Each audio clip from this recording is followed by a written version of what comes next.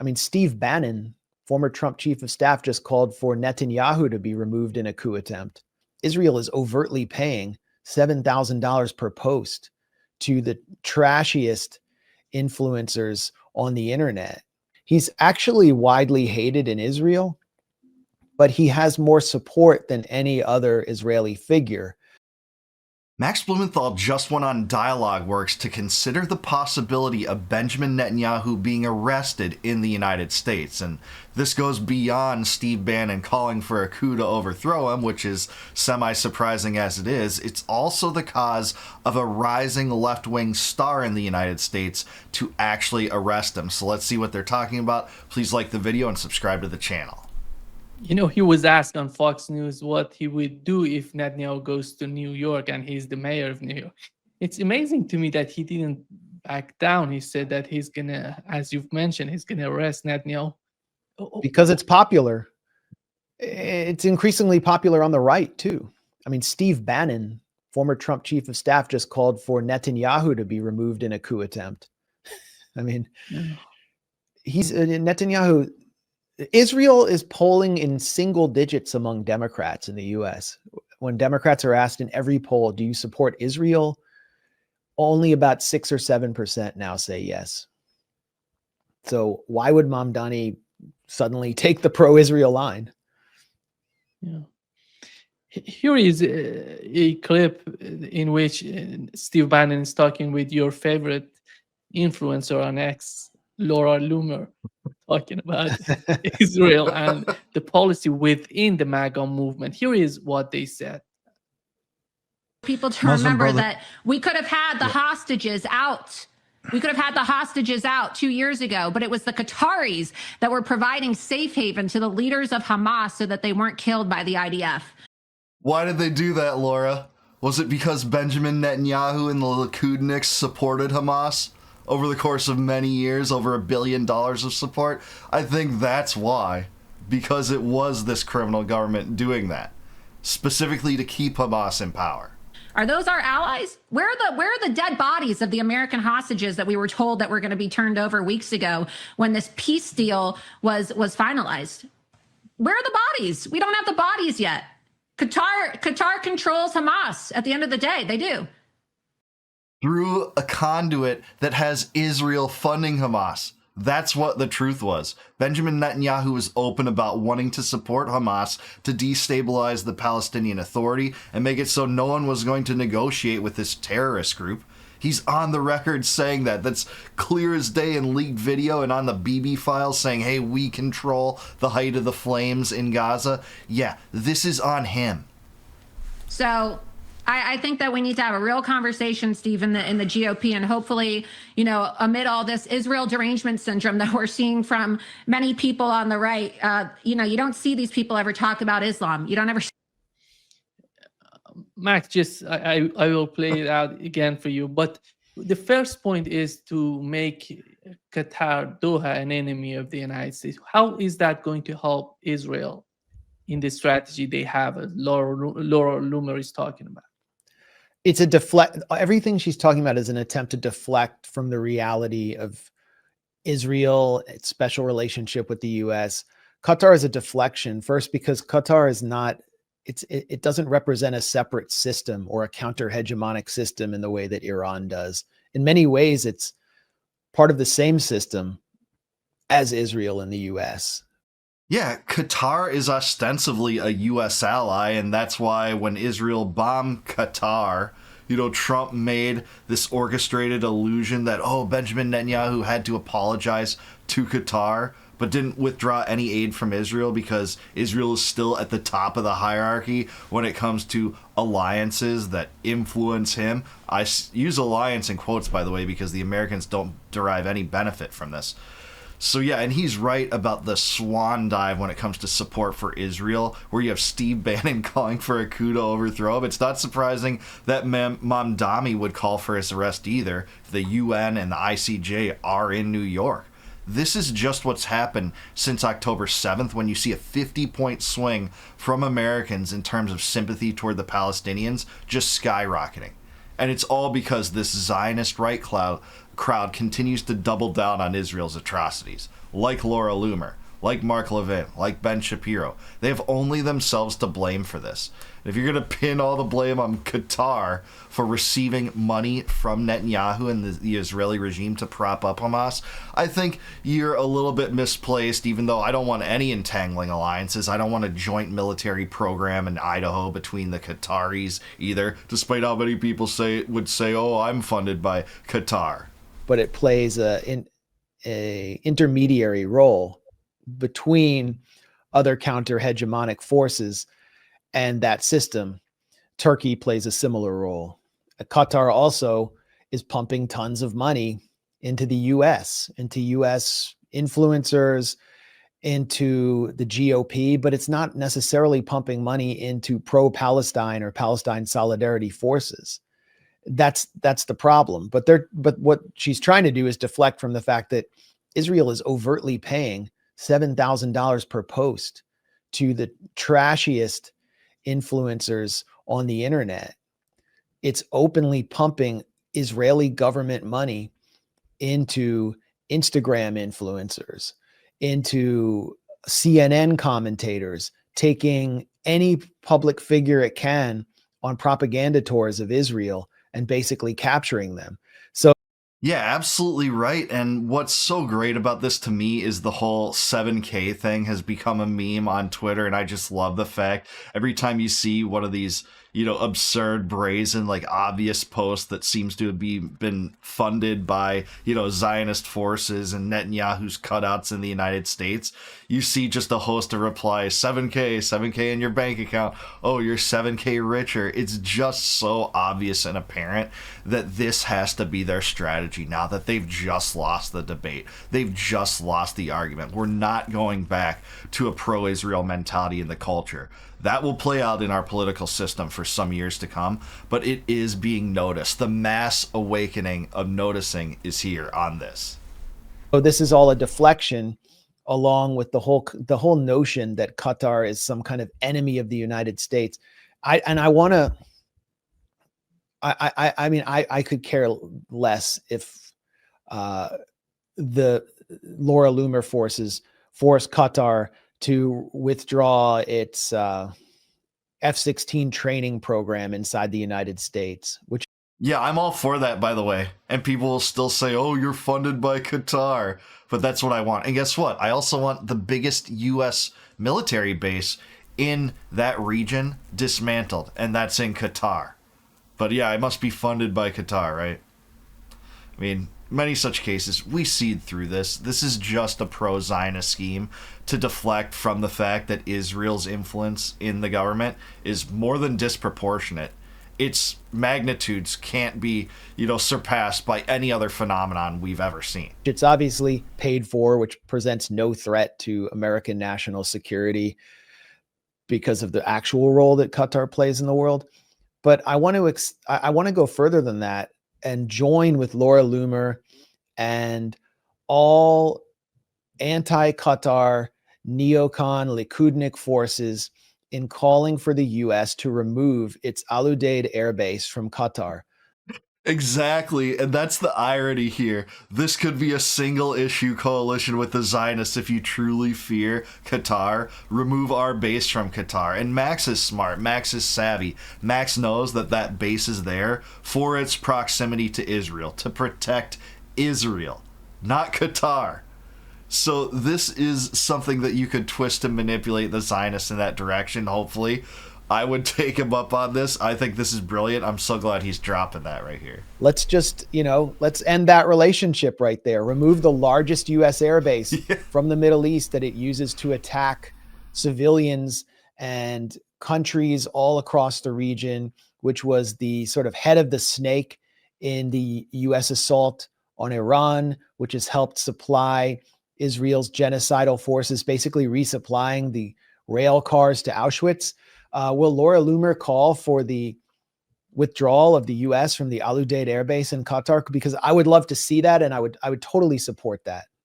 Right on, balls in your court, Laura Loomer. Let's support that. If you really want to undermine Qatar, let's do that. Shut down that military base. We'll see what the Zionists say toward that. And so would all peace-loving Americans. Yeah.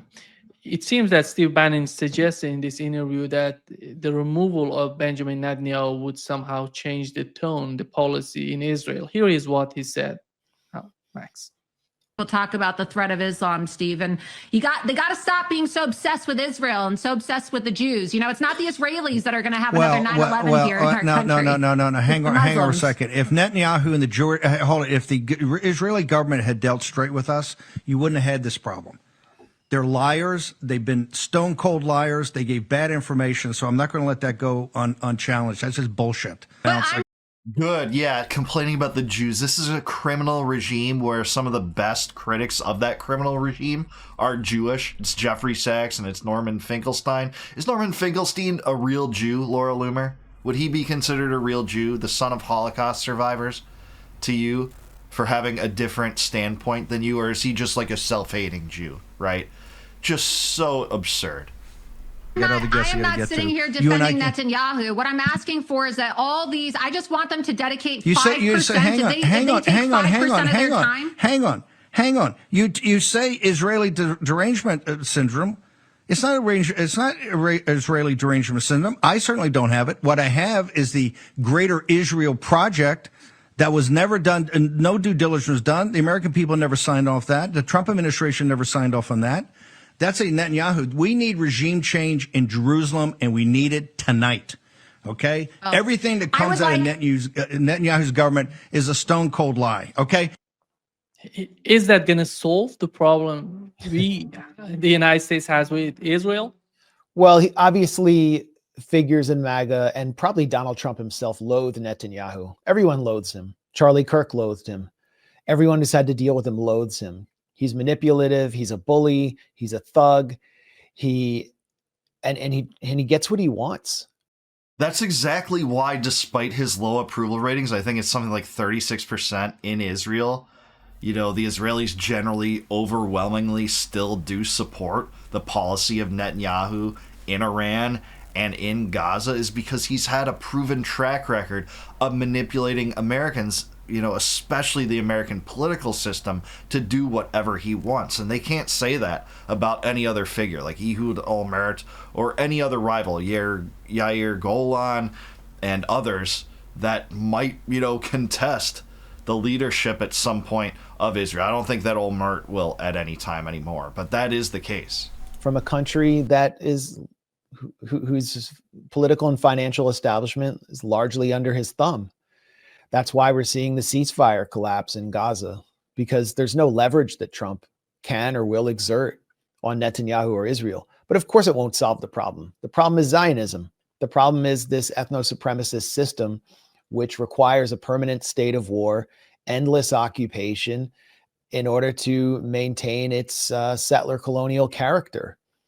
Yeah, that's exactly right, especially since the 90s. It goes back before the 90s, of course, but that's when the clean break strategy was implemented, where Israel just decided we're not even going to try to seek peace with our Arab neighbors or the Palestinians anymore. No, we're going to use the U.S. to get into these regime change wars, destabilize neighboring regimes, and prop up Hamas so that we can't have a Palestinian state, because no one will negotiate with Hamas, this terrorist group, to produce that outcome.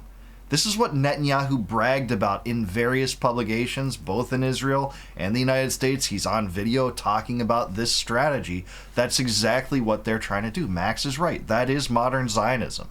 It's Greater Israel. It's not wanting a debate. It's not wanting to be allies with the United States. It's Hasbara. It's wanting to expand Israel's borders, much like, you know, many conquerors throughout history have wanted to expand their empires. It's Lebensraum for Israel.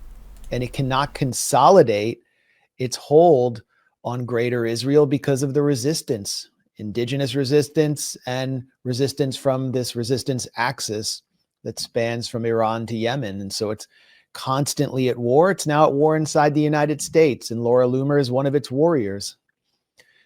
Yeah, Netanyahu literally called this the eighth front to his war, the propaganda battle to capture and captivate the minds of Americans and propagandize to Americans. Why? Because he sees the support for his criminal regime peeling away, even from the right. The stranglehold from which he based his power within the United States, it's crumbling. That's why they're paying all these influencers. That's why, his cutouts like Larry Ellison are buying out Paramount and CBS. That's why he's hosting this summit with influencers saying, hey, we need to talk to Elon Musk. And when he says talk, he means get Elon Musk to censor criticisms toward Israel. That's what he wants. That's why TikTok was purchased by the Ellisons and Andreas and Horowitz. That deal I don't think has gone through yet, but you can see why they're trying to do all this. As their stranglehold on the U.S. political system is starting to slip away for the first time in my lifetime, which that's good. So that's the issue. It will be at war after Netanyahu, and but removing Netanyahu will weaken Israel significantly. It doesn't really have a figure like Netanyahu who can fill his shoes. He's actually widely hated in Israel, but he has more support than any other Israeli figure. So if someone like Yair Lapid comes in, he'll be a weak prime minister that will rely on a lot of right-wing support. It will basically be kind of like a wide-ranging coalition government, and he'll probably have to trade power with someone like Naftali Bennett, who comes from Likud, who came up under Netanyahu's watch from within the Likud party, who is a major supporter of the settlement enterprise. And Yair Lapid and Netanyahu are completely on the same page when it comes to war on Iran and manipulating the United States into the war. There's literally no difference between Netanyahu and any Israeli opposition figure on. Hate to say this is true, except for some rhetoric. Yair Golan has said that he can't defend the atrocities in Gaza, but I think, he's on the same side. Generally, when it comes to, war against Iran, the thought of greater Israel. Same thing with Ehud Barak, I believe, is the case. Jeffrey Epstein's buddy. He seems to be generally on the same page here, despite having some criticism for Netanyahu, saying he can't defend Netanyahu's behavior against charges of genocide in Gaza. He said that in a May article in Israeli media, widely reported also. It doesn't seem like their policies differ outside of the rhetoric. So I hate to say, I think Max is right there. The key issues of apartheid, occupation, war with Iran, or deceiving and manipulating the American public. The difference is the tone and the talent level. And no one has the talent or the experience that Netanyahu has had in being able to manage the relationship with the United States, which is actually managing the United States. Yeah, I hate to say, I think Max is right. No one has shown that kind of propensity, that type of talent, that type of skill to do that, to manipulate Americans and specifically America's political system, American presidents, to do what Israel wants more than Netanyahu. And that is the result of the Israel lobby too, where you have AIPAC and the UDP and all sorts of other pro-Zionist organizations bragging about how many American congressmen are on board with their agenda. And guess what their agenda is? Coincidentally, the same agenda that Israel's government has, yet they don't have to register under FARA like JFK wanted just months before his death for the AZC to register under FARA. That was the precursor organization to AIPAC. But that's what we're getting.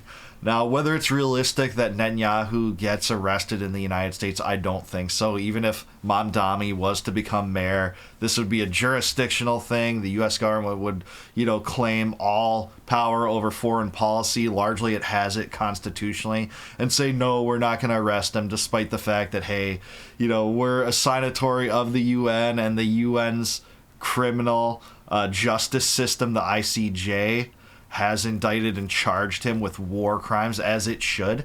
They're not going to do it. It's because of the Israel lobby's stranglehold over our government, stranglehold over the Trump administration. And even if Netanyahu goes away, who might take his place? It might be Israel Katz. It might be, Itamar Ben-Gvir. It might be Bezalel Smotrich. It might be any of these cretins that have the same general views as Netanyahu on these issues. Those individuals haven't proven to be successful in their track record of American manipulation as prime minister like Netanyahu has been. But it's hard to say. What's to come for Israel? I don't know. The regime might collapse. It might not have support in the United States. And, what can I say? There doesn't seem to be any difference between presidential candidates on this issue. quite, remarkably so, and quite deliberately so, because the presidential nominees are carefully filtered through these mechanisms to determine how much support for Israel they'll have, and the ones that don't have support for Israel will not make it to the finish line on either party's presidential nomination. That's why you see people like J.D. Vance being, indistinguishable from Trump on this. He wants to be president. It's strictly that. He won't be any different if he becomes president. And I sincerely doubt the Democratic nominee for president in 2028 will be any different. But if this support toward Israel continues to wane, the Israel lobby might not always have that level of power. We'll have to see how that pans out. I really appreciated this dialogue. Dialogue Works is an awesome channel. Please do subscribe to him. Great conversation with Max, who's brilliant and basically the biggest expert on these issues in the United States as far as independent journalism goes, as far as I see it. Please like the video, subscribe to the channel. Also consider becoming a YouTube member if you like this video by clicking the join button below. If you do that, I really appreciate your support, and in return for that support, I'll give you access to all my videos, the ones that are members only, before they go live to the general public on YouTube. Also, if you want a free copy of my first book, Compact of the Republic, click the link in the description below. Go to a website, shoot in your email. I'll email that right to you, totally free of charge. It tells the story of how the United States once was a decentralized bastion of liberty that was perverted, bastardized, violated, and then brought about to be a centralized empire-building system, which defers to Israel on way too much, if you ask me. And until I see you guys next time, no more war, no more debt, no more inflation, and no more empire. Peace out, guys. Catch you in the next one.